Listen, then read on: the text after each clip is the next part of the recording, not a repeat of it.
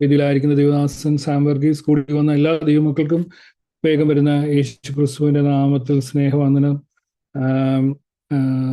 നമ്മൾ ഗലീഷ്യൻസ് ആണല്ലോ പഠിച്ചുകൊണ്ടിരിക്കുന്ന. വേഗത്തിൽ അതിൻ്റെ ചില നമ്മൾ ഒറ്റ നോട്ടത്തിൽ അതിനെക്കുറിച്ച് ഒന്ന് ചിന്തിച്ചിട്ട് വേഗത്തിൽ വചന പഠനത്തിലേക്ക് കടക്കുവാൻ ആഗ്രഹിക്കുന്നു. ഗലാത്യർ ഒറ്റ നോട്ടത്തിൽ നോക്കിയാൽ ബൈബിളിലെ 48-ാമത്തെ പുസ്തകം, 6 അധ്യായങ്ങൾ, 149 വാക്യം.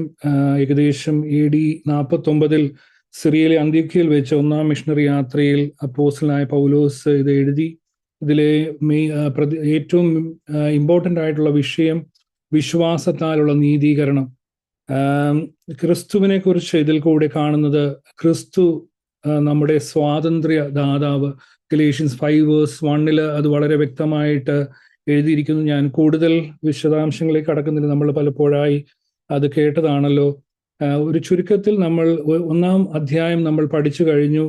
അതിൽ ഫസ്റ്റ് ചാപ്റ്റർ 1:1-26 നമ്മൾ എടുത്തു കഴിഞ്ഞാൽ 1-ാം അധ്യായം 1 മുതൽ 11 വരെയുള്ള വാക്യത്തിൽ അനദർ ഗോസ്പലിനെ കുറിച്ച് പൗലോസ് പ്രതിപാദിക്കുന്നത്, വേറൊരു സുവിശേഷത്തെക്കുറിച്ച് പൗലോസ് അവിടെ വളരെ വ്യക്തമായി പറയുകയും അതിനെ കണ്ണിക്കാൻ ശ്രമിക്കുകയും ചെയ്യുന്നതായിട്ട് നമുക്ക് കാണുവാൻ കഴിയും. അതിൻ്റെ 12 മുതൽ 26 വരെയുള്ള വാക്യങ്ങൾ എടുത്തു നോക്കിക്കഴിഞ്ഞാൽ the gospel that changed Paul, പോളിനെ ചേഞ്ച് ചെയ്ത ആ സുവിശേഷത്തെക്കുറിച്ച് തൻ്റെ ജീവിതത്തോടനുബന്ധിച്ച് നിന്നുകൊണ്ട് തൻ്റെ ജീവിതത്തെ നോട് ചേർത്ത് വെച്ച് ആ സുവിശേഷത്തെ ഗലേഷ്യൻസിന് പറഞ്ഞു കൊടുക്കുന്നതായിട്ട് നമുക്ക് കാണുവാൻ കഴിയും. അതാണ് നമ്മൾ 1-ാം അധ്യായത്തിൽ പഠിച്ചത്. നമ്മൾ ഇന്ന് 2-ാം അധ്യായമാണ് ചിന്തിക്കുന്നത്. അതിനാധാരമായി അതിൻ്റെ ഡിവിഷൻ എങ്ങനെയാണെന്ന് വെച്ചാൽ, 2-ാം അധ്യായം 1 മുതൽ 10 വരെയുള്ള വാക്യങ്ങൾ നമ്മൾ എടുത്ത് പഠിച്ചു കഴിഞ്ഞാൽ പോളിന്റെ ഡിഫൻസ് ആണ്. തൻ്റെ അപ്പോസ്തലത്വത്തെ ചോദ്യം ചെയ്യുന്നവരോടുള്ള അദ്ദേഹത്തിന്റെ ഡിഫൻസ് നമുക്ക് അവിടെ കാണുവാൻ കഴിയും. 2-ാം അധ്യായം 11 മുതൽ 23 വരെയുള്ള വാക്യങ്ങൾ നമ്മൾ എടുത്തു പഠിച്ചു കഴിഞ്ഞാൽ പോൾ വേഴ്സ് പീറ്റർ, പോളും പീറ്ററും തമ്മിലുള്ള ഒരു കോൺഫ്ലിക്റ്റ്, അല്ലെങ്കിൽ അവർ തമ്മിലൊരു വാഗ്വാദം അവിടെ നടന്നതായിട്ട് കാണുവാൻ കഴിയും. അതിൻ്റെ കാര്യങ്ങളാണ് തുടർന്നുള്ള 11 ഓൺവേർഡ്സ് നമുക്ക് വായിക്കുവാൻ കഴിയുന്നത്. അതിൻ്റെ 2-ാം അധ്യായം അതിൻ്റെ 1 മുതൽ 1 and 2 വേഴ്സ്. 14 ആണ്ട് കഴിഞ്ഞിട്ട് ഞാൻ ബർന്നബാസുമായി തീത്തോസിനെയും കൂട്ടിക്കൊണ്ട് വീണ്ടും യെരൂശലേമിലേക്ക് പോയി. ഞാൻ ഒരു വെളിപ്പാട് അനുസരിച്ചത്രേ പോയത്. ഞാൻ ഓടിയതോ വെറുതെ എന്ന് വരാതിരിപ്പാൻ ഞാൻ ജാതികളുടെ ഇടയിൽ പ്രസംഗിക്കുന്ന സുവിശേഷം അവരോട് വിശേഷാൽ പ്രമാണികളോട് വിവരിച്ചു. നമുക്കറിയാം, ഇവിടെ നമ്മൾ നേരത്തെ ചിന്തിച്ചതുപോലെ പോളിനെതിരെ അവിടെ ഒരു കോൺഫ്ലിക്റ്റ് ഉണ്ടായി. അല്ലെങ്കിൽ പോള് പഠിപ്പിക്കുന്ന, അല്ലെങ്കിൽ പൗലോസ് പഠിപ്പിക്കുന്ന സുവിശേഷം അപ്പോസ്തലന്മാർ പഠിപ്പിച്ചതിൽ നിന്ന് വ്യത്യസ്തമാണെന്നും അദ്ദേഹം നിർമ്മല സുവിശേഷമല്ല ഗലാത്യരുടെ ഇടയിൽ പ്രസംഗിക്കുന്നതെന്നും ഒക്കെ ഈ ജുഡായിസേഴ്സ്, അല്ലെങ്കിൽ പരിച്ഛേദനക്കാർ, അല്ലെങ്കിൽ യഹൂദ പരീശന്മാർ കടന്നു വന്ന് അവർ നുഴഞ്ഞു വന്ന് ഇവരുടെ ഇടയിൽ വന്ന് ഇത് കണ്ട് ഇത് മനസ്സിലാക്കിയിട്ട് ഒരു ദുർപ്രചാരണം ചെയ്യുവാനിടയായി. ഇതിനെ ഖണ്ഡിക്കുവാനായിട്ടാണ് പൗലോസ് ജെറുസലേമിലേക്ക് പോകുന്നത്. അവിടെ തീത്തോസിനെയും കൂടെ കൂട്ടിക്കൊണ്ട് ബർന്നബാസിനെയും ഒക്കെ കൂട്ടിക്കൊണ്ടാണ് 14 വർഷത്തിന് ശേഷമാണ് യെരൂശലേമിലേക്ക് അദ്ദേഹം കടന്നു ചെല്ലുന്നതെന്ന് നമുക്ക് കാണുവാൻ കഴിയും. അപ്പോൾ അവിടെ പൗലോസിന് എതിരെ അക്യൂസേഷൻസ് ഉണ്ടായിരുന്നു. അദ്ദേഹം പ്രസംഗിച്ച സുവിശേഷത്തെക്കുറിച്ചൊക്കെയും ഇതൊരു കലക്കമായി, അല്ലെങ്കിൽ അപ്പോസ്തലന്മാരുടെ ഇടയിൽ തന്നെ ഇതൊരു കലക്കമായി തീരുമെന്ന് മനസ്സിലാക്കിയിട്ടാണ് പൗലോസ് ഇത് വിവരിക്കാനുമായിട്ട് കടന്നു. നമുക്കറിയാം, ഇന്ന് നമുക്ക് ഫോൺ എടുത്ത് വിളിച്ച് കാര്യങ്ങൾ പറയാം, അല്ലെങ്കിൽ ഇപ്പം എന്തെങ്കിലും കാര്യങ്ങളുണ്ടെങ്കിൽ, അല്ലെങ്കിൽ നേതൃത്വത്തോട്, അല്ലെങ്കിൽ അവർക്ക് എന്തെങ്കിലും തെറ്റിദ്ധാരണ ഉണ്ടെങ്കിൽ പെട്ടെന്ന് തന്നെ നമുക്ക് ഫോൺ വിളിക്കാം, അല്ലെങ്കിൽ മൊബൈൽ ഇന്ന കാര്യങ്ങളൊക്കെ ഉണ്ട്. എന്നാൽ അന്ന് ഒരു ലെറ്റർ കൊടുത്തു വിട്ടാൽ തന്നെ മാസങ്ങളെടുക്കും ഒരു ദൂതൻ വഴി കൊടുത്തു വിട്ടാൽ അവിടെ എത്താൻ. അപ്പം കാലതാമസം, ആ സമയത്തുള്ള പ്രോബ്ലംസ്, പിന്നെ അതിൻ്റെ റിപ്ലൈ കിട്ടാൻ താമസമെടുക്കും. അപ്പം ഇത് ഒരു സഭയുടെ പ്രവർത്തനത്തിന് അനുഗ്രഹമല്ലെന്ന് കണ്ടിട്ടാണ് അദ്ദേഹം പെട്ടെന്ന് തന്നെ അവിടെ യാക്കോബിനെയും പത്രോസിനെയും യോഹന്നാനെയും ഒക്കെ കാണുവാനായിട്ട് യെരൂശലേമിലേക്ക് കടന്നു ചെല്ലുന്നത്. അവിടെ ചെന്ന് അവരുമായിട്ട് കാര്യങ്ങൾ സംസാരിക്കുവാനായിട്ട് താൻ എന്താണ് പറഞ്ഞതെന്നും ഉള്ള കാര്യങ്ങൾ പറഞ്ഞു മനസ്സിലാക്കാനായിട്ട് അദ്ദേഹം അവിടേക്ക് കടന്നു ചെല്ലുന്നതായിട്ട് കാണുവാൻ കഴിയും. ഇവിടെ 2-ാമത്തെ വാക്യത്തിൽ പറയുന്നു, ഞാൻ ഒരു വെളിപ്പാട് അനുസരിച്ച് എത്ര പോയത് അവിടെ പറയുന്നത്, നമ്മൾ ഇംഗ്ലീഷിൽ പറയുന്നത്, and I went up by revelation and I communicated unto them that gospel which I preach among the Gentiles but privately to them which were of reputation. അവിടെ ഇംഗ്ലീഷിൽ വളരെ വ്യക്തമായിട്ട് പറയുന്നു പ്രൈവറ്റ്ലി. അത് വളരെ രഹസ്യമായിട്ട് അല്ലെങ്കിൽ പൊതുവിൽ സംസാരിക്കാതെ അത് അപ്പോസ്തലന്മാരുമായിട്ട് നേരിട്ട് പ്രൈവറ്റ് ആയിട്ട് സംസാരിച്ചെന്ന് പറയുന്നത്. ഇതൊരു നല്ല മാതൃകയാണ്. നമ്മളിപ്പോൾ കാണുന്നത്, അല്ലെങ്കിൽ എന്തെങ്കിലും ഒരു ക്ലാരിഫിക്കേഷൻ അല്ലെങ്കിൽ ഒരു സഭാ നേതൃത്വത്തിലോ അല്ലെങ്കിൽ സഭയിലോ അല്ലെങ്കിൽ എന്തെങ്കിലും ഒരു കാര്യം ഉണ്ടായാൽ ഇപ്പോൾ ചെയ്യുന്ന നമുക്ക് തന്നെ കാണാൻ കഴിയും. അത് യൂട്യൂബ് ലൈവായിട്ടും അല്ലെങ്കിൽ ഫേസ്ബുക്ക് ലൈവായിട്ടും അതിനെ ഒരു ചർച്ചാ വിഷയമാക്കി ദൈവജനത്തിൻ്റെ ഇടയിൽ ദൈവനാമം ദുഷിക്കപ്പെടുന്ന അവസ്ഥയിലേക്ക് കൊണ്ടുപോകുന്നതായിട്ട് കാണുവാൻ കഴിയും. എന്നാൽ ഇതൊരു നല്ല മാതൃകയാണ്. അവിടെ പൗള് അവരുമായിട്ട് ചെന്ന് പ്രൈവറ്റായിട്ട് സംസാരിക്കുന്നതായിട്ട് കാണുവാൻ കഴിയും. നമുക്കും ചിലപ്പോൾ പിന്നത്തേതിലൊക്കെയും ഇതുപോലുള്ള കോൺഫ്ലിക്ട്സോ എന്തെങ്കിലും ഡോക്ടറൽ ഇഷ്യൂസോ ഒക്കെ കടന്നു വരാൻ ചാൻസസ് ഉണ്ട്. ആ സമയത്ത് ദൈവമക്കളെ നമ്മൾ എപ്പോഴും അല്ലെങ്കിൽ ആ നേതൃത്വമായിട്ടോ അല്ലെങ്കിൽ പാസ്റ്ററോ ആയിട്ടോ ആരുമായിട്ടാകട്ടെ അത് മൊത്തത്തിൽ സഭയുടെ അന്തരീക്ഷം പ്രയാസമുണ്ടാക്കാതെ നേരിട്ട് അത് സംസാരിക്കുന്നത് എപ്പോഴും അനുഗ്രഹമായിരിക്കും. അവിടെ അതൊരു വലിയ നല്ല മാതൃകയായിട്ട് ചെയ്യുന്നതായിട്ട് നമുക്ക് കാണുവാൻ കഴിയും. അതിൻ്റെ 3 മുതൽ 5 വരെയുള്ള വാക്യങ്ങൾ, എന്റെ കൂടെയുള്ള തീത്തോസ് യവനനെങ്കിലും പരിച്ഛേദന ഏൽപ്പാൻ അവനെ ആരും നിർബന്ധിച്ചില്ല. അതോ നുഴഞ്ഞു വന്ന കള്ള സഹോദരന്മാർ നിമിത്തമായിരുന്നു. അവർ നമ്മെ അടിമപ്പെടുത്തേണ്ടതിന് ക്രിസ്തുയേശുവിൽ നമുക്കുള്ള സ്വാതന്ത്ര്യം ഒറ്റുനോക്കുവാൻ നുഴഞ്ഞു വന്നിരിക്കുന്നു.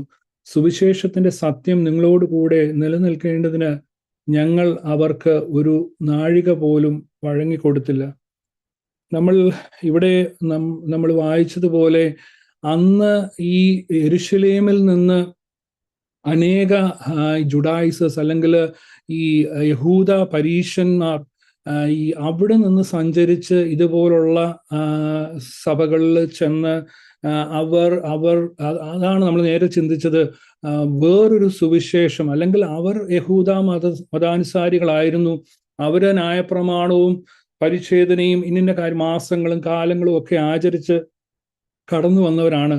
അപ്പോൾ ആ സിസ്റ്റം അല്ലെങ്കിൽ അതും കൂടെ ചെയ്തെങ്കിൽ മാത്രമേ സുവിശേഷം പൂർത്തീകരിക്കപ്പെടത്തുള്ളൂ, അല്ലെങ്കിൽ രക്ഷ പൂർത്തീകരണത്തിലേക്ക് ചെല്ലത്തുള്ളൂ എന്ന് പറഞ്ഞുകൊണ്ട് അവർ ഈ സഭകളിൽ നുഴഞ്ഞു ചെന്ന് അവർക്കുണ്ടായിരുന്ന സ്വാതന്ത്ര്യം, ക്രിസ്തുവേശുവിൽ അവർക്ക് അല്ലെങ്കിൽ ദൈവസഭകൾക്കുണ്ടായിരുന്ന സ്വാതന്ത്ര്യത്തെ ഹനിക്കുന്നതിന് വേണ്ടി കടന്നു വന്ന് ഈ കാര്യങ്ങൾ കൂടി ചെയ്തെങ്കിൽ മാത്രമേ നിങ്ങൾക്ക് രക്ഷ പൂർത്തീകരിക്കത്തുള്ളൂ, വിശ്വാസത്താലുള്ള രക്ഷ ലഭിച്ചു. എന്നാൽ ജെന്റൈൽസ് ആയിട്ടുള്ള അനേകർ കടന്നു വന്നപ്പോൾ അവരെ തെറ്റിക്കുവാനായിട്ട് ക്രിസ്തുവിലുള്ള സ്വാതന്ത്ര്യം നഷ്ടപ്പെടുത്തി കളയുവാൻ ഇവർ കടന്നു വന്ന് ഇപ്രകാരം കലക്കം ഉണ്ടാക്കിയതായിട്ട് നമ്മൾ 1-ാം അധ്യായത്തിൽ വായിച്ചു. അത് തന്നെ അവർ ചെയ്തത്. പൗലോസ് അതിന് ഒരു ശകലം പോലും ഇടം കൊടുത്തില്ലെന്ന് പറയുന്നു. പൗലോസ് പറയുന്നത്, പൗലോസ് അവിടെ വളരെ ശക്തമായി എതിർത്ത് നിന്നതായിട്ട് കാണുവാൻ കഴിയും. എന്നാൽ ദൈവശാസ്ത്രപരമായ വിഷയത്തിൽ പൗലോസ് വളരെ കർശനക്കാരനായിരുന്നു. നമുക്ക് ദൈവവചനം പഠിച്ചു കഴിഞ്ഞാൽ കാണുവാൻ കഴിയും. എന്തുകൊണ്ടെന്നാൽ ക്രിസ്തുവിലുള്ള ആ സ്വാതന്ത്ര്യം ദൈവസഭയ്ക്ക് നഷ്ടപ്പെടാതിരിക്കാൻ അദ്ദേഹം ഇവരോടൊക്കെയും വളരെ ശക്തമായിട്ട് എതിർത്ത് നിന്നതായിട്ട് കാണുവാൻ കഴിയും. ആ എതിർത്ത് നിന്നത് കൊണ്ട് അവർ ഇദ്ദേഹത്തിനെതിരെ ഫോൾസ് അക്യൂസേഷൻസ് പ്രചരിപ്പിച്ചു. അതങ്ങ് ജെറുസലേമിലെത്തി. അവിടെ അവർക്കും അത് ഡൗട്ട്ഫുള്ളായി. എന്താണ് പൗലോസ് അവിടെ പഠിപ്പിക്കുന്നത്? പൗലോസ് വേറെ ഒരു സുവിശേഷമാണോ എന്നുള്ള ഡൗട്ട് ഉണ്ടായി. എന്ന് വെച്ചാൽ ഇത് കറക്റ്റായിട്ട് ഡീറ്റെയിൽസ് അവർക്കും കിട്ടുന്നില്ല. അപ്പം അങ്ങനെ ഒരു പ്രയാസം വന്നപ്പോഴാണ് പൗലോസ് 14 വർഷത്തിന് ശേഷം യെരുശലേമിലേക്ക് അവിടെ ഉള്ള അപ്പോസ്തലന്മാരെ, പ്രധാനികളെ അല്ലെങ്കിൽ പ്രമാണികളെ കാണുവാൻ കടന്നു ചെല്ലുന്നത് നമുക്ക് കാണുവാൻ കഴിയും. അതിൻ്റെ 6 മുതൽ 7 വരെയുള്ള വാക്യങ്ങൾ. പ്രമാണികളായവരോ അവർ പണ്ട് എങ്ങനെയുള്ളവർ ആയിരുന്നാലും എനിക്ക് ഏതുമില്ല. ദൈവം മനുഷ്യന്റെ മുഖം നോക്കുന്നില്ല. പ്രമാണികൾ എനിക്ക് ഒന്നും ഗ്രഹിച്ചു തന്നിട്ടില്ല.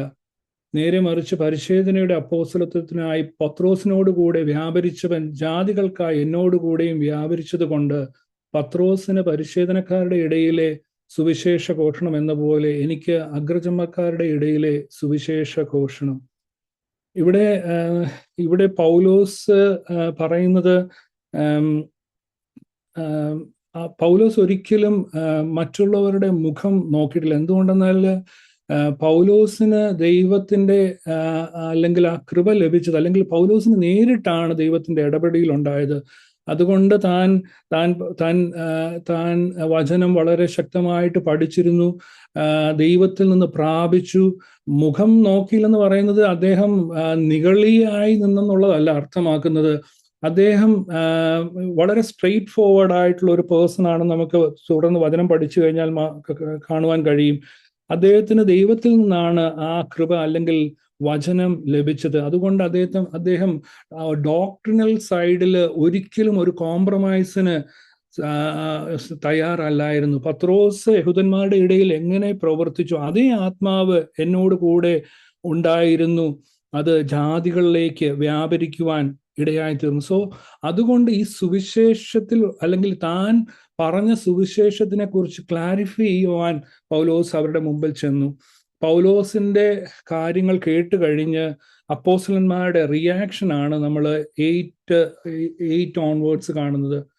അവിടെ പറയുന്നത്, പത്രോസിന് പരിച്ഛേദനക്കാരുടെ ഇടയിലെ സുവിശേഷ ഘോഷണം എന്ന പോലെ എനിക്ക് അഗ്രചർമ്മിക്കാരുടെ ഇടയിലെ സുവിശേഷ ഘോഷണം പരമേൽപ്പിച്ചിരിക്കുന്നു എന്ന് കണ്ടും എനിക്ക് ലഭിച്ച കൃപ അറിഞ്ഞും കൊണ്ട് തൂണുകളായി എണ്ണപ്പെട്ടിരുന്ന യാക്കോബും കേഫാവും യോഹന്നാനും ഞങ്ങൾ ജാതികളുടെ ഇടയിലും അവർ പരിച്ഛേദനക്കാരുടെ ഇടയിലും സുവിശേഷം അറിയിക്കത്തക്കവണ്ണം എനിക്കും ബർന്നബാസിനും കൂട്ടായ്മയുടെ വലങ്കൈ തന്നു. ദരിദ്രന്മാരെ ഞങ്ങൾ ഓർത്തുകൊള്ളണം എന്ന് മാത്രം അവർ പറഞ്ഞു. അങ്ങനെ ചെയ്യുവാൻ ഞാൻ ഉത്സാഹിച്ചുമിരിക്കുന്നു. ഇവിടെ ഹല്ലേലൂയ നമുക്ക് കാണുവാൻ കഴിയും, പൗലോസ് ഈ കാര്യങ്ങൾ പറഞ്ഞു കഴിഞ്ഞപ്പോൾ അപ്പോസ്തലന്മാരുടെ റിയാക്ഷൻ നമ്മൾ ഒന്ന് എടുത്തു പഠിച്ചു കഴിഞ്ഞാൽ നമുക്ക് കാണുവാൻ കഴിയുന്നത്, പത്രോസിന് ഒരു ശുശ്രൂഷയും പൗലോസിന് മറ്റൊരു ശുശ്രൂഷയും എന്ന് അവർ മനസ്സിലാക്കി. അവർ പറയുന്നത്, തനിക്ക് ലഭിച്ച ദൈവകൃപയുടെ അപ്പോസ്തലന്മാർ അത് മനസ്സിലാക്കിയിട്ട് അവർ കൂട്ടായ്മയുടെ വലം കൈ പോളിന് കൊടുക്കുന്നതായിട്ട് നമുക്ക് കാണുവാൻ കഴിയും.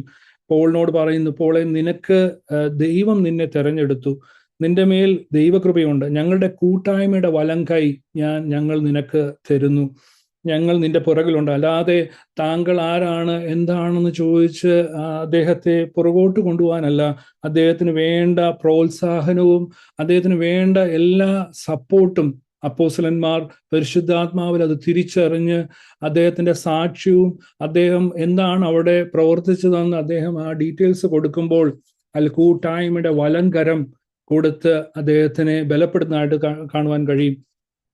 പിന്നെ അവരെന്ത് ചെയ്യുന്നു? അവർ പൗലോസിനെ ഓർത്ത് ദൈവത്തിന് സ്തോത്രം ചെയ്യുന്നതായിട്ട് നമുക്ക് കാണുവാൻ കഴിയും. പൗലോസിന്റെ ശുശ്രൂഷയെ ഓർത്ത് സ്തോത്രം ചെയ്യുന്നു, ദൈവം കൊടുത്ത ദൈവകൃപയെ ഓർത്ത് സ്തോത്രം ചെയ്യുന്നു, ദൈവം അവനെ തെരഞ്ഞെടുത്തതിനെ ഓർത്ത് അവർ സ്തോത്രം ചെയ്യുന്നു. പിന്നെ അവർ ഒരു കാര്യം മാത്രം പൗലോസിനോട് പറയുന്നു, ദരിദ്രന്മാരെ നീ ഓർത്തു കൊള്ളണം.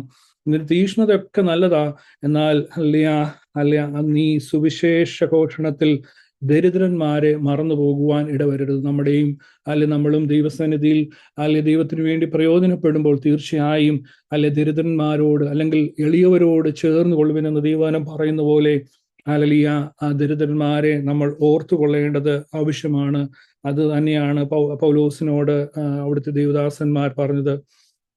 ഓരോരുത്തർക്കും ഓരോ തരം ശുശ്രൂഷയാണ് ദൈവം നൽകിയിരിക്കുന്നത്. നമ്മൾ പൗലോസിനെ എടുത്തു നോക്കിക്കഴിഞ്ഞാൽ പൗലോസ് ജാതികളുടെ ഇടയിൽ ശക്തമായി പ്രവർത്തിച്ചു. അതുപോലെ പത്രോസ് യഹൂദന്മാരുടെ ഇടയിൽ പ്രവർത്തിച്ചു. യാക്കോബിന്റെ പ്രവർത്തനം മറ്റൊരു രീതിയായിരുന്നു. അദ്ദേഹം കൂടുതൽ പ്രാക്ടിക്കൽ ക്രിസ്ത്യൻ ലൈഫിനാണ് അദ്ദേഹം പ്രാമുഖ്യം കൊടുത്തു. ജോണിനെ എടുത്തു നോക്കിക്കഴിഞ്ഞാൽ അദ്ദേഹം ദർശനങ്ങളും വെളിപ്പാടും ഒക്കെയുള്ള അങ്ങനെ ഒരു പാഷനേറ്റ് ആയി കർത്താവിനോട് മാറോട് ചേർന്നിരുന്ന് പ്രാപിച്ച് ആ രീതിയിലാണ് അദ്ദേഹം പ്രവർത്തിച്ചത്. ഡിഫറെന്റ് കോണ്ടെക്സ്റ്റില് ഡിഫറെന്റ് ആയിട്ടാണ് ഓരോരുത്തരും വർദ്ധിച്ചതെങ്കിലും അല്ല ഗോസ്പൽ ഇസ് സെയിം, അല്ലെ സുവിശേഷത്തിന് മാറ്റമില്ല. അത് ഡിഫറെന്റ് കോണ്ടെക്സ്റ്റില് ഓരോ ഡിഫറെന്റ് ശുശ്രൂഷ ഓരോരുത്തർക്കും നൽകിയിരിക്കുന്നു. ഒരിക്കലും നമ്മൾ ദുരുപദേശത്തോട് കോംപ്രമൈസ് ചെയ്യാൻ ഒരിക്കലും ഇടവരരുത്. ആ ദുരുപദേശവുമായി ആ ജുഡായിസേഴ്സ് കടന്നു വന്നപ്പോൾ അല്ലെ പൗലോസ് അവിടെ വളരെ ശക്തമായി എതിർത്തു നിന്നു. ആ എതിർപ്പ് അദ്ദേഹത്തിന്റെ തന്റെ പേഴ്സണൽ ലൈഫിനെ തന്നെ ബാധിക്കുന്നതായിട്ട് കടന്നു വന്നു. എന്നാൽ അത് ക്ലാരിഫിക്കേഷൻ ചെയ്യുവാൻ പൗലോസിന് കഴിഞ്ഞു എന്ന് നമുക്ക് കാണുവാൻ കഴിയും. തുടർന്ന് നമ്മൾ നോക്കുമ്പോൾ പോൾ വേഴ്സസ് പീറ്റർ, പോളും പത്രോസും തമ്മിലുള്ള ഒരു കോൺഫ്ലിക്റ്റ് നമുക്ക് കാണുവാൻ കഴിയും. പീറ്റേഴ്സ് ഹിപ്പോക്രസി നമുക്ക് ഈ കാര്യം ഇവിടെ നമുക്ക് വായിച്ചെടുക്കുവാൻ കഴിയും. Galatians chapter 2 verse 11-13. എന്നാൽ കേഫാവ് അന്ത്യോക്യയിൽ വന്നാറെ അവനിൽ കുറ്റം കാണുകയാൽ ഞാൻ അഭിമുഖമായി അവനോട് എതിർത്തു നിന്നു. യാക്കോബിന്റെ അടുക്കൽ നിന്ന് ചിലർ വരും മുമ്പേ അവൻ ജാതികളോടുകൂടെ തിന്നുപോന്നു. അവർ വന്നപ്പോഴോ അവൻ പരിച്ഛേദനക്കാരെ ഭയപ്പെട്ട് പിൻവാങ്ങി പിരിഞ്ഞു നിന്നു. ശേഷം യഹൂദന്മാരും അവനോടുകൂടെ കപടം കാണിച്ചതുകൊണ്ട് ബർന്നബാസും അവരുടെ കപടത്താൽ തെറ്റിപ്പോകുവാൻ ഇടവന്നു. ഇവിടെ നമുക്ക് കാണുവാൻ കഴിയും പത്രോസിന് അപ്പോസ്തല പ്രവൃത്തി 10-ാം അധ്യായം 10-ാമത്തെ വാക്യമൊക്കെ നമ്മൾ പഠിച്ചു കഴിഞ്ഞാൽ ദൈവത്തിന്റെ ദർശനം പത്രോസിനുണ്ടായതാണ്. അവിടെ ആ വാക്യം ഒന്ന് വായിക്കുന്ന നല്ലതായിരിക്കും. പത്രോസ് ആക്ട്സ് ചാപ്റ്റർ 10 വേഴ്സ് 10 ഓൺവേർഡ്സ്. അപ്പോസ്തല പ്രവൃത്തി 10-ാം അധ്യായം 10 മുതലുള്ള വാക്യങ്ങൾ. അവൻ വളരെ വിശന്നിട്ട് ഭക്ഷിപ്പാൻ ആഗ്രഹിച്ചു. അവർ ഒരുക്കുമ്പോഴോ അവന് വിവശത വന്നു. ആകാശം തുറന്നിരിക്കുന്നതും വലിയൊരു തുപ്പട്ടി പോലെ 4 കോണും കെട്ടിയിട്ട് ഭൂമിയിലേക്ക് ഇറക്കി വിട്ടൊരു പാത്രം വരുന്നതും അവൻ കണ്ടു. ഭൂമിയിലെ സകലവിധ നാൽക്കാലിയും ഇഴജാതിയും ആകാശത്തിലെ പറവയും ഉണ്ടായിരുന്നു. പത്രോസോ എഴുന്നേറ്റ് അറുത്ത് തിന്നുക എന്നൊരു ശബ്ദമുണ്ടായി. അതിന് പത്രോസ് ഒരിക്കലും പാടില്ല, കർത്താവേ, മലിനമോ അശുദ്ധമോ യാതൊന്നും ഞാൻ ഒരു നാളും തിന്നിട്ടില്ലല്ലോ. ആ ശബ്ദം 2-ാം പ്രാവശ്യവും അവനോട് ദൈവം ശുദ്ധീകരിച്ചത് നീ മലിനമെന്ന് വിചാരിക്കരുതെന്ന് പറഞ്ഞു. ഈ വെളിപ്പാട് ലഭിച്ച അപ്പോസ്തലനാണ് പത്രോസിനോട് ദൈവം തന്നെ നേരിട്ട് ഇടപെട്ടതാണ്. തുടർന്നാണ് അദ്ദേഹം കൊർന്നലിയോസിന്റെ ഭവനത്തിൽ കടന്നത്. അപ്പൊ ജാതികളിലേക്ക് അദ്ദേഹം ആ സുവിശേഷമായി കടന്നു പോകുന്നതിന് മുമ്പ് ദൈവത്തിന്റെ ദർശനം ലഭിച്ച പത്രോസാണ് അന്ത്യോക്യയിൽ വന്നു കഴിഞ്ഞപ്പോൾ അദ്ദേഹം ഈ ജെന്റൈൽസ് ആയിട്ടുള്ളവരുടെ കൂടെ ഫുഡൊക്കെ കഴിച്ചിരുന്നു. എന്നാൽ പെട്ടെന്ന് യഹൂദന്മാർ യെരുശലേമിൽ നിന്ന് കടന്നു വന്നപ്പോൾ പത്രോസ് പിൻവാങ്ങുന്നതായിട്ട് കാണുവാൻ കഴിയും. പത്രോസ് അവരുടെ ഇടയിൽ ഫുഡ് കഴിക്കുന്നതിൽ നിന്ന് മാറി നിൽക്കുകയും അദ്ദേഹം അവരെ ഭയന്നിട്ട് അവരിൽ നിന്നും ആ ജുഡായിസേഴ്സിനെ കണ്ട് പേടിച്ചിട്ട് അല്ലെങ്കിൽ അവരെന്ത് വിചാരിക്കുമെന്ന് വിചാരിച്ച് അദ്ദേഹം പിറകോട്ട് വലിയുന്നതായിട്ട് കാണുവാൻ കഴിയും. ഇത് പൗലോസിന് ഇഷ്ടപ്പെട്ടില്ലെന്നല്ല. എന്തുകൊണ്ടെന്നാൽ ഇത് കാരണം ബർന്നബാസും ഇതിന് കണ്ടിട്ട് അദ്ദേഹം തെറ്റിപ്പോകുവാൻ ഇടയായി തീർന്നെന്ന് പറയുന്നു. അല്ലെങ്കിൽ തീർച്ചയായും ക്രിസ്തു വേർപാടിന്റെ നടുച്ചുവർ ഇടിച്ചു കളഞ്ഞ് ഇരുപക്ഷത്തെയും ഒന്നാക്കി നമ്മൾ ക്രിസ്തുവിൽ ഏക ശരീരമാണ്. സഭ ദൈവത്തിന്റെ തിരുശരീരമാകുന്ന ദൈവസഭ. ദൈവം നമ്മളെ വീണ്ടെടുത്തു ഏക ശരീരമാകുമാറ് കർത്താവിൽ നമ്മൾ ഒന്നായെങ്കിൽ അവിടെ ഒരു വേർപാട് കൊണ്ടുവരുന്ന അല്ലെങ്കിൽ ആ സ്വാതന്ത്ര്യം, ക്രിസ്തുവിലുള്ള സ്വാതന്ത്ര്യത്തെ ഹനിക്കുന്ന കാര്യങ്ങൾ ഒരിക്കലും സുവിശേഷത്തോട് കൂട്ടിച്ചേർക്കുവാൻ നമ്മൾ ഇട കൊടുക്കരുത്. തീർച്ചയായും ചിലര് കാണിക്കുന്നത് പോലെ കർത്തൃമേശയിൽ ദൈവദാസന്മാരോട് അല്ലെങ്കിൽ ദാസിദാസന്മാരോട് ചേർന്ന് വരുവാൻ, അല്ലെങ്കിൽ ചിലരോട് ചേർന്ന് കർത്തൃമേശ എടുക്കുവാനൊക്കെയും പലരും ഹല്ലേലൂയ വൈമുഖ്യം കാണിക്കാറുണ്ട്. ഇതൊന്നും ദൈവസഭയിൽ അല്ല നടക്കേണ്ട കാര്യമല്ല. ദൈവം അത് ആഗ്രഹിക്കുന്നില്ല. ഇന്നയാളോടുകൂടി ഞാൻ കർത്തൃമേശ എടുക്കത്തില്ലെന്നൊക്കെ പറഞ്ഞ് മാറി നിൽക്കുന്ന പല സ്വഭാവങ്ങൾ, അത് കർത്താവിന്റെ സുവിശേഷത്തിന് കോട്ടം വരുത്തുന്ന പ്രവൃത്തിയാണ്. തീർച്ചയായും ഹല്ലേലൂയ അവിടെ പത്രോസ് ഈ വിഷയങ്ങളൊക്കെ കണ്ടിട്ട്, അവരെ കണ്ട് പേടിച്ചിട്ട് ഹല്ലേലൂയ അദ്ദേഹം പുറകോട്ട് വലിയുന്നതായിട്ട് കാണുവാൻ കഴിയും. ഇത് കണ്ടിട്ടാണ് ഹല്ലേലൂയ അവിടെ പോള് വളരെ ശക്തമായിട്ട് പീറ്ററുമായിട്ട് എതിർത്ത് നിൽക്കുന്നതായിട്ട് നമുക്ക് കാണുവാൻ കഴിയുന്നത്.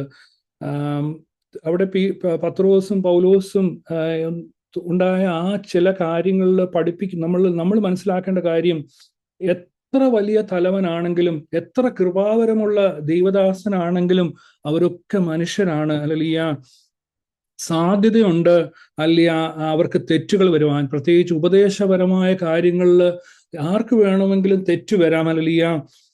അത് കർത്താവിന് മാത്രമേ തെറ്റ് പറ്റാതെയുള്ളൂ. അല്ലെ, അതുകൊണ്ട് അവർക്ക് വേണ്ടി നമ്മൾ പ്രാർത്ഥിക്കേണ്ടത് ആവശ്യമാണ്. ദൈവദാസന്മാർക്ക് വേണ്ടി പൗലോസ് തന്നെ പറയുന്നുണ്ട്, ഞാൻ എഴുന്നേറ്റ് നിൽക്കുമ്പോൾ എൻ്റെ വായിൽ വചനം തരുവാൻ എനിക്ക് വേണ്ടി പ്രാർത്ഥിപ്പനെന്ന് പറയുന്നുണ്ട്. തീർച്ചയായും ഡോക്ടറിനായിട്ടുള്ള ഉപദേശപരമായ തെറ്റുകൾ ആർക്ക് വേണമെങ്കിലും കടന്നു വരാം. അതുകൊണ്ട് ഹല്ലേലൂയ അവർക്ക് വേണ്ടി പ്രാർത്ഥിക്കേണ്ടത് അവർക്ക് വേണ്ടി പ്രാർത്ഥിക്കേണ്ടത് വളരെ അത്യാവശ്യമാണ്.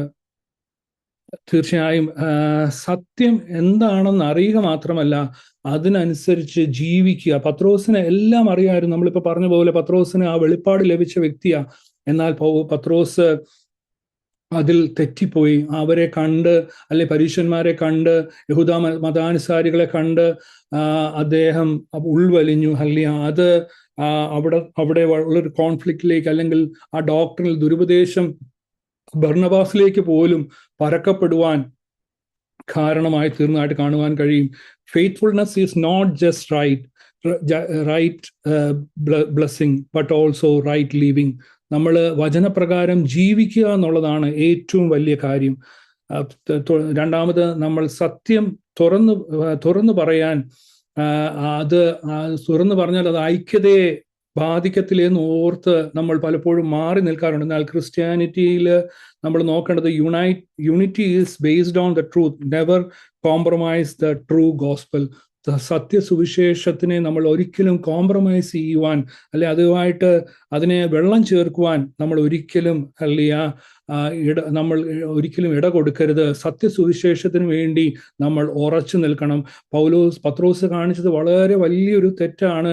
അല്ലെങ്കിൽ ദൈവം ജെന്റൈൽസിലേക്ക് ആ ആത്മാവ് തന്നെ വ്യാപരിച്ച് അവരെ ദൈവിക രക്ഷയിലേക്ക് കൊണ്ടുവന്നപ്പോൾ യേശു ക്രിസ്തുവിൽ കൂടുള്ള ആ രക്ഷ അതിനെ ന്യായപ്രമാണമായി കൂട്ടിക്കലർത്തുന്ന രീതിയിലേക്ക് അദ്ദേഹം മാറി നിൽക്കുന്ന, അല്ലെങ്കിൽ ഇത്രയും വലിയ അപ്പോസ്തലനായ അദ്ദേഹം ചെയ്ത തെറ്റ്, ആ തെറ്റ് അവിടെ പൗലോസും അതിന് കൂടെ നിന്നിരുന്നെങ്കിൽ ഇപ്രകാരം ഒരു സുവിശേഷം നമ്മുടെ കരങ്ങളിൽ എത്തത്തില്ലായിരുന്നു. സുവിശേഷം അത് മറ്റൊരു സുവിശേഷത്തിലേക്ക് മാറിപ്പോകുവാൻ, അപ്പോസ്തലന്മാരുടെ കാലത്ത് തന്നെ അതിൽ വെള്ളം ചേർക്കപ്പെടുവാൻ ഇടയ വരുമായിരുന്നു. നമ്മൾ ഓർക്കണം, ഒരു വാക്യം കൂടെ വായിക്കാം. Acts chapter 15 verse 1 onwards. അവിടെ ജെറുസലേം കൗൺസിൽ അവരെടുത്ത ചില തീരുമാനങ്ങളുണ്ട്. ഇവരെല്ലാം ഒരുമിച്ച് എടുത്ത തീരുമാനമാണ്.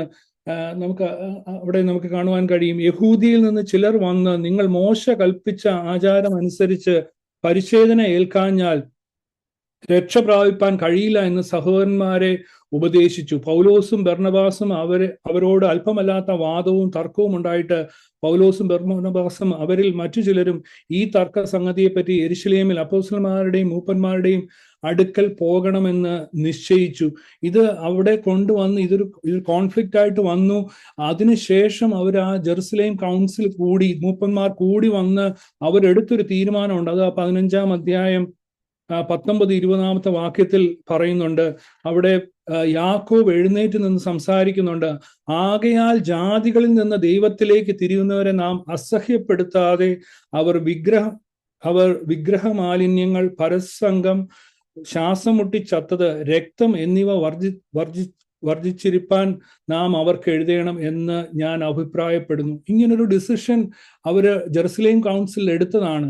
എന്നാൽ അതിനുശേഷവും പത്രോസ് ഹല്ലേലൂയ ഇതിന് വിപരീതമായി പ്രവർത്തിച്ചു. അതിനെയാണ് പൗലോസ് വളരെ ശക്തമായിട്ട് എതിർത്തതായിട്ട് നമുക്ക് കാണുവാൻ കഴിയും. ഹല്ലേലൂയ. തുടർന്ന് ദൈവശാസ്ത്രപരമായി ഫോൾസ് ഡോക്ട്രിൻ അല്ല അത് കടന്നു വന്നാൽ അതിനോട് നമ്മൾ റിയാക്ട് ചെയ്യേണ്ട ആവശ്യകത പൗൾ ഇവിടെ നമുക്ക് കാണിച്ചു തരുന്നു. അദ്ദേഹം വളരെ ശക്തമായിട്ട് അത് റിയാക്ട് ചെയ്തതായിട്ട് നമുക്ക് പൗലോസിന്റെ പ്രതികരണം നമുക്ക് 2-ാം അധ്യായം 14 മുതൽ 16 വരെയുള്ള വാക്യങ്ങൾ നോക്കിക്കഴിഞ്ഞാൽ കാണുവാൻ കഴിയും. അവർ സുവിശേഷത്തിന്റെ സത്യം അനുസരിച്ച് ചൊവ്വായി നടക്കുന്നില്ല എന്ന് കണ്ടിട്ട് ഞാൻ എല്ലാവരും കേൾക്കെ കേഫാവിനോട് പറഞ്ഞത്, യഹൂദനായ നീ യഹൂദ മര്യാദ പ്രകാരമല്ല ജാതികളുടെ മര്യാദ പ്രകാരം ജീവിക്കുന്നുവെങ്കിൽ നീ ജാതികളെ യഹൂദ മര്യാദ അനുസരിപ്പാൻ നിർബന്ധിക്കുന്നതെന്ത്? നാം സ്വഭാവത്താൽ ജാതികളിൽ നിന്നുള്ള പാപികളല്ല, യഹൂദന്മാരത്രേ. എന്നാൽ യേശുക്രിസ്തുവിലുള്ള വിശ്വാസത്താൽ അത്രേ ന്യായപ്രമാണത്തിന്റെ പ്രവൃത്തികളാൽ മനുഷ്യൻ നീതീകരിക്കപ്പെടുന്നില്ല എന്ന് അറിഞ്ഞിരിക്കൊണ്ട് നാമും ന്യായപ്രമാണത്തിന്റെ പ്രവൃത്തികളാലല്ല ക്രിസ്തുയേശുവിലുള്ള വിശ്വാസത്താൽ തന്നെ നീതീകരിക്കപ്പെടേണ്ടതിന് ക്രിസ്തുയേശുവിൽ വിശ്വസിച്ച് ന്യായപ്രമാണത്തിന്റെ പ്രവൃത്തികളാൽ ക്രിസ്തുയേശുവിൽ വിശ്വസിച്ചു ന്യായപ്രമാണത്തിന്റെ പ്രവൃത്തികളാൽ ഒരു ജഡവും നീതീകരിക്കപ്പെടുകയില്ല. ഇത് പൗലോസ് പത്രോസിനെ കാട്ടി വലിയ പരീക്ഷനാണ്. എല്ലാ കാര്യങ്ങളും പഠിച്ച് അതുപോലെ ജീവിച്ചു വന്ന വ്യക്തിയാണ്. അപ്പൊ ആ പൗലോസ് അവിടെ പത്രോസിനോട് പറയുക, ഈ കാര്യങ്ങളൊക്കെ അവർ തമ്മിൽ അത് കോൺവെർസേഷനിൽ അത് പറയുക, ക്രിസ്തുയേശുവിൽ വിശ്വസിച്ചാണ് നമ്മൾ ഈ രക്ഷയിലേക്ക് കടന്നു വന്നത്, യേശു ക്രിസ്തുവിൽക്കുള്ള രക്ഷയാണ് നമ്മൾ പഠിപ്പിക്കുന്നത്. എന്നിട്ട് നീ എന്തിനാ അവരെ യഹൂദ മര്യാദ പ്രകാരം ജീവിക്കണമെന്ന് അല്ലെങ്കിൽ ആ ഒരു ആക്ഷനിലേക്ക് അവരെ തെറ്റിച്ചു കളയുന്ന രീതിയിൽ അല്ല ആ പ്രവൃത്തിയിലേക്ക് അല്ല ആ ഹിപ്പോക്രസിയിലേക്ക് കടന്നു പോകാൻ കാരണമായെന്ന് പറഞ്ഞ് അദ്ദേഹത്തോട് വളരെ അല്ല ശക്തമായിട്ട് എതിർത്ത് നിൽക്കുന്നതായിട്ട് നമുക്ക് കാണുവാൻ കഴിയും. പൗലോസ് സത്യത്തിൽ പത്രോസുമായി തർക്കിക്കുവാനല്ല ഉദ്ദേശം, ദൈവശാസ്ത്രപരമായി പത്രോസിന്റെ തെറ്റിനെ ഖണ്ഡിക്കുക, അല്ലെങ്കിൽ താൻ പത്രോസ് ചെയ്യുന്നത് തെറ്റാണെന്ന് അദ്ദേഹത്തെ മനസ്സിലാക്കി കൊടുക്കുവാൻ ഈ മറ്റ് വിശ്വാസികൾ ഇത് കാരണം സ്റ്റംബിൾ ചെയ്ത് ആ ദൈവിക രക്ഷ അല്ലെങ്കിൽ ഇത്രയും ഉന്നതിയിൽ നിൽക്കുന്ന ഒരു വ്യക്തി അപ്പോസ്തലൻ ഇപ്രകാരം പ്രവർത്തിച്ചു കഴിഞ്ഞാൽ താഴെയുള്ള വിശ്വാസികളുടെ കാര്യം എന്തായി തീരും? ഈ ഒരു ഡേഞ്ചർ മനസ്സിലാക്കിയിട്ടാണ് പോള് വളരെ ശക്തമായിട്ട് അദ്ദേഹത്തോട് എതിർത്ത് നിൽക്കുകയും അദ്ദേഹത്തെ ശാസിക്കുക അല്ലെങ്കിൽ തർജ്ജനം ചെയ്യുകയും റെബ്യൂക്കുകയും ചെയ്യുന്നതായിട്ട് നമുക്ക് കാണുവാൻ കഴിയും. അല്ലിയ തീർച്ചയായും അല്ലിയ പത്രോസ് തന്നെ വിശ്വാസത്തിനെ കുറിച്ചും നീതീകരണത്തെ കുറിച്ചും ഒക്കെ അറിഞ്ഞ വ്യക്തിയാണ്. എന്നിട്ടാണ് ഇത് പാലിക്കാതെ മറ്റുള്ളവർ അല്ലെങ്കിൽ ഇത് പാലിക്കണം അല്ലെങ്കിൽ ഇതാണ് കറക്റ്റ് എന്നുള്ള രീതിയിൽ ആക്ട് ചെയ്യുക അല്ലെങ്കിൽ ഹിപ്പോക്രറ്റിക് ആ ഒരു ഫോൾസ് ആക്ടിലേക്ക് അദ്ദേഹം കടന്നു പോകുന്നത് കണ്ടിട്ടാണ് പോള് വളരെ ശക്തമായിട്ട് ഇതിനെ റിബ്യൂക്ക് ചെയ്തത്. അത് ഇന്ന് നമുക്ക് സത്യസുവിശേഷം നമ്മുടെ കരങ്ങളിൽ നമുക്കും അത് അനുഷ്ഠിക്കുവാൻ കാരണമായി തീർന്നു. അല്ലെങ്കിൽ നമ്മളും അല്ലെങ്കിൽ കലങ്ങിപ്പോകുവാൻ കാരണമുണ്ടായിരുന്നു. അല്ലെങ്കിൽ തുടർന്നുള്ള സുവിശേഷം എഴുതപ്പെട്ടപ്പോൾ ഇപ്രകാരമൊക്കെ പലതും കടന്നു വരുവാൻ കാരണമായി തീർന്നതിനെ അന്ന് പൗലോസ് അത് ശക്തമായിട്ട് നിന്നതുകൊണ്ടാണ് ഇന്ന് നമ്മുടെ കരങ്ങളിൽ ഈ സത്യവേദ പുസ്തകത്തിൽ കൂടി സത്യവചനം നമ്മൾ അല്ലെങ്കിൽ മാതൃകയാക്കുന്നത്. തീർച്ചയായിട്ടും ദൈവമക്കളെ, ഇന്ന് നമുക്കറിയാം എന്തൊക്കെയാണ് ലോകത്തിൽ നടക്കുന്നത്. ദുരുപദേശം കൊണ്ട് നിറഞ്ഞ ഒരു ലോകത്തിലാണ് നമ്മൾ ജീവിക്കുന്നത്. അതുകൊണ്ട് കർത്താവിന്റെ വചനത്തിനു വേണ്ടി അന്ന് വില കൊടുത്തതുപോലെ ഇന്നും നമ്മൾ ശക്തമായിട്ട് സത്യവചനത്തിനു വേണ്ടി നിലനിൽക്കുവാൻ നമ്മൾ ബാധ്യസ്ഥരാണ്. അതിന്റെ 17 മുതൽ 19 വാക്യങ്ങൾ. എന്നാൽ ക്രിസ്തുവിൽ നീതീകരണം അന്വേഷിക്കയിൽ നാമും പാപികൾ എന്ന് വരുന്നു എങ്കിൽ ക്രിസ്തു പാപത്തിന്റെ ശുശ്രൂഷക്കാരൻ എന്നോ? ഒരു നാളും അല്ല. ഞാൻ പൊളിച്ചത് വീണ്ടും പണിഞ്ഞാൽ ഞാൻ ലംഘനക്കാരൻ എന്ന് എന്നെ തന്നെ തെളിയിക്കുന്നു. ഞാൻ ദൈവത്തിനായി ജീവിക്കേണ്ടതിന് ന്യായപ്രമാണ സംബന്ധമായി മരിച്ചു. ഹല്ലേലൂയ. ഇവിടെ പറയുന്നത് ഹല്ലേലൂയ പഴയത് പൊളിച്ചു കളഞ്ഞു, ന്യായപ്രമാണത്തെ പൊളിച്ച് അല്ലെങ്കിൽ പുതിയ ഒരു വഴി യേശു ക്രിസ്തു മുഖാന്തരം നമുക്ക് തുറന്നു തന്നു. മറ്റൊന്നും ചെയ്യേണ്ട, ഹല്ലേലൂയ, വിശ്വസിച്ച് ഹല്ലേലൂയ നീതിക്കായി ഹല്ലേലൂയ നമ്മൾ വാഗൊണ്ട് ഏറ്റുപറഞ്ഞ് കർത്താവിനെ സ്വന്തം രക്ഷിതാവായ അവിശ്വാസത്താൽ സ്വീകരിക്കുമ്പോൾ ആ നിത്യരക്ഷ നമ്മുടെ ജീവിതത്തിൽ പ്രാവർത്തികമാകും. അതിനെ പിന്നെയും അതിനോട് കൂട്ടിച്ചേർക്കുവാൻ ഇപ്രകാരമുള്ള ന്യായപ്രമാണത്തിന്റെ കാര്യങ്ങളുമായി പിന്നെയും കടന്നു വരുന്നതിനെ കുറിച്ചാണ് ഇവിടെ പറയുന്നത്. പൊളിച്ചു കളഞ്ഞതിനെ നമ്മൾ വീണ്ടും പണിയുവാൻ ഇടവരരുത്. അങ്ങനെ പണിയുകയാണെങ്കിൽ നമ്മൾ ലംഘനക്കാരായി തീരുമെന്ന് ഇവിടെ പൗലോസ് വളരെ ശക്തമായിട്ട് പറയുന്നു. ഹല്ലേലൂയ. പഴയത് കഴിഞ്ഞുപോയി, ഇതാ നമ്മൾ പുതുതായി തീർന്നു. ഹല്ലേലൂയ. സുവിശേഷത്തിന്റെ 2 തൂണുകളാണ് ദൈവത്തിന്റെ കൃപയും യേശുക്രിസ്തുവിന്റെ ക്രൂശീകരണം. ഹല്ലേലൂയ. ഇതിനോട് കൂട്ടിച്ചേർക്കുവാൻ ഹല്ലേലൂയ മറ്റൊന്നിനും ഇടവരരുത്. ഹല്ലേലൂയ. യേശുക്രിസ്തുവിന്റെ ക്രൂശിലെ നീതി നിർവഹണത്താൽ ഹല്ലേലൂയ ന്യായപ്രമാണം അല്ലെങ്കിൽ അതിലൂടെ മാത്രമേ നമുക്ക് രക്ഷയുണ്ടായിരുന്നുള്ള പഴയ നിയമ വിശ്വാസത്തിനെ മാറ്റി ഹല്ലേലൂയ പുതിയ ഒരു നിയമം യേശുക്രിസ്തുവിൽ കൂടി നമുക്ക് നൽകപ്പെട്ടു. അതിനോട് കൂട്ടിച്ചേർക്കുവാൻ ഹല്ലേലൂയ മറ്റു കാര്യങ്ങളുമായി കടന്നു വരുമ്പോൾ അതിനുവേണ്ടി നമ്മൾ നിന്നു കൊടുക്കുകയല്ല. ഹല്ലേലൂയ.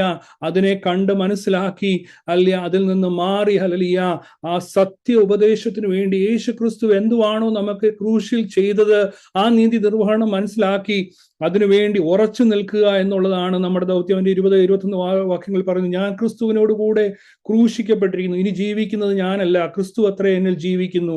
ഇപ്പോൾ ഞാൻ ജഡത്തിൽ ജീവിക്കുന്നതോ എന്നെ സ്നേഹിച്ച് എനിക്ക് വേണ്ടി തന്നെത്താൻ ഏൽപ്പിച്ചു കൊടുത്ത ദൈവപുത്രങ്കലിലുള്ള വിശ്വാസത്താൽ അത്ര ജീവിക്കുന്നത്. ഞാൻ ദൈവത്തിന്റെ കൃപ വൃഥാവാക്കുന്നില്ല. ന്യായപ്രമാണത്താൽ നീതി വരുന്നുവെങ്കിൽ ക്രിസ്തു മരിച്ചത് വ്യർത്ഥമത്രേ, വെറുതെയല്ലോ. തീർച്ചയായും ന്യായപ്രമാണത്താലല്ല നമുക്ക് നീതി വരുന്നത്. നീതി കാൽവരി ക്രൂശിൽ യേശു പരമയാഗമായി നമുക്ക് വേണ്ടി തീർന്നു. ഹല്ലേലൂയ. അവൻ നീതി നിർവഹണം നടത്തി എല്ലാം അവിടെ ഹല്ലേലൂയ എല്ലാ സകലതും ആ ക്രൂശിൽ നീതി നിർവഹണമായി ചെയ്തു തീർത്തു. ടെറ്റനസ്റ്റായി it is finish everything he did on the cross. Hallelujah. നമുക്ക് വേണ്ടി പൂർണ്ണമായി തന്നെ പരമയാഗമായി നൽകി ക്രൂശിൽ ഹല്ലേലൂയ ജയോത്സവം കൊണ്ടാടി. അവൻ ജയിച്ചതിനാൽ നമുക്കും ജയമുണ്ട്. ആ സുവിശേഷത്തോട് കൂട്ടിച്ചേർക്കുവാൻ ജാതികളായിരുന്നു നമ്മളെയും ആ സുവിശേഷമാണ് ദൈവകൃപയിലേക്ക് കൊണ്ടുവന്നത്.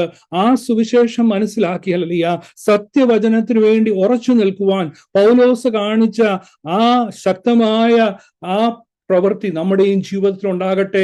വലിയ ഫോൾസ് ഡോക്ട്രിൻസിനെതിരെ ശക്തമായി നിൽക്കുവാൻ, വചനത്തിൽ വേരൂന്നി വസിക്കുവാൻ, ഇതിനപ്പുറമായി ഇനിയും കടന്നു വരാം. 1-ാം നൂറ്റാണ്ടിൽ അപ്പോസ്തലന്മാരുടെ ഇടയിൽ ഇപ്രകാരം ദുരുപദേശത്തിൻ്റെതായ പ്രവൃത്തികൾ കടന്നു വന്നെങ്കിൽ ഹല്ലേലൂയ അവർ അതിനുവേണ്ടി ഉറച്ചു നിന്നു. എന്നാൽ അവർ പിന്നെ ഐക്യതയിലേക്ക് കടന്നു വന്നു.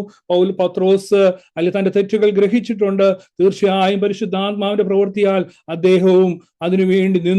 അവരൊക്കെയും രക്തസാക്ഷികളായി തീർന്നു. ഹല്ലേലൂയ. പിന്നത്തേതിൽ ദൈവമക്കളെ, ആർക്ക് വേണമെങ്കിലും തെറ്റു വരാം. എത്ര വലിയ ദേവദാസനാകട്ടെ, ശ്രേഷ്ഠന്മാരാകട്ടെ, ആരുമാകട്ടെ, ആർക്കും തെറ്റു വരാം. എന്നാൽ അവരെ തള്ളിക്കളയുകയല്ല, എന്നാൽ പറയേണ്ട രീതിയിൽ പറഞ്ഞു മനസ്സിലാക്കി സത്യസുവിശേഷത്തിന് വേണ്ടി അനേകർ നശിച്ചു കൊണ്ടിരിക്കുമ്പോൾ നമുക്ക് ഐക്യതയോടെ ദൈവകൃപയോടെ സത്യസുവിശേഷത്തിനായി ഒരുമിച്ച് നിൽക്കാം. അനേകരെ ദൈവകൃപയിലേക്ക് ആനയിക്കാം. യേശു ക്രിസ്തുവിന്റെ തിരുഹൃദയത്തിലെ ആഗ്രഹം ഹല്ലേലൂയ തന്റെ ഹൃദയത്തിലെ മർമ്മമായിരുന്നു ദൈവസഭ. അത് ദൈവം ഹല്ലേലൂയ ഈ ലോകത്തിൽ സ്ഥാപിതമാക്കി നമ്മളെ ഈ ലോകത്തിലാക്കിയിരിക്കുന്ന എത്ര കാലമെന്ന് നമ്മൾ അറിയുന്നില്ല. ഹല്ലേലൂയ. കർത്താവിന്റെ വരവ് ഏറ്റവും അടുത്തിരിക്കുന്നു, വാതിൽക്കലായിരിക്കുന്നു. ഹല്ലേലൂയ. ആ സത്യസുവിശേഷത്തിന് വേണ്ടി, ആ സത്യ ഡോക്ടറിന് വേണ്ടി നമുക്ക് ഉറച്ചു നിൽക്കാം. അതിനായി നമ്മളെ തന്നെ സമർപ്പിക്കാം. സമർപ്പിക്കുക. ദൈവം ഈ വചനങ്ങളാൽ നമ്മളെ ഏവരെയും അനുഗ്രഹിക്കട്ടെ. Praise God.